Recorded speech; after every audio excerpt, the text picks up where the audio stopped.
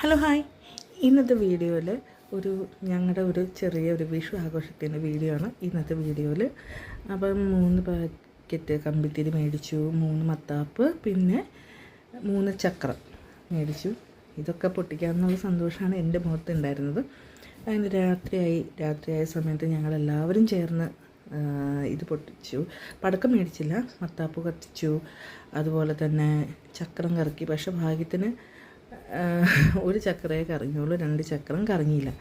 അങ്ങനെ ഞങ്ങൾ മത്താപ്പമൊക്കെ കത്തിച്ചു, 3 മത്താപ്പവും കത്തിച്ച്. ബൈ ദ ടൈം അപ്പുറം ഇപ്പുറം ഒക്കെ വീടുകളിൽ നിന്ന് മത്താപ്പവും ഒക്കെ കത്തിക്കുന്നതിൻ്റെ ശബ്ദവും ഒക്കെ വന്നിരുന്നു. അപ്പോൾ ഞങ്ങളതെല്ലാം കത്തിച്ചു. അതിന് ശേഷം ഞങ്ങൾ പിറ്റേ ദിവസം ചെറിയൊരു വിഷുക്കണിയൊക്കെ ഒരുക്കിയിട്ടോ.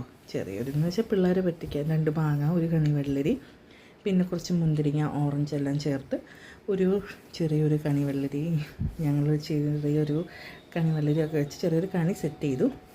അതിനുശേഷം ഉച്ചയ്ക്ക് സദ്യ വെച്ചു. ഇവിടെ ഞങ്ങൾ സദ്യ വെച്ച സമയത്ത് ഞങ്ങൾ സാമ്പാറല്ല വെച്ചത്, പകരം നല്ല മാമ്പഴ പുളിശ്ശേരിയായിരുന്നു വെച്ചിരുന്നത്. പിന്നെ പുളിയിഞ്ചി, അവിയൽ, മാങ്ങാച്ചാറ്, പപ്പടം, ഇത്രയും ഉണ്ടായിരുന്നുള്ളൂ ഞങ്ങളുടെ സദ്യക്ക്.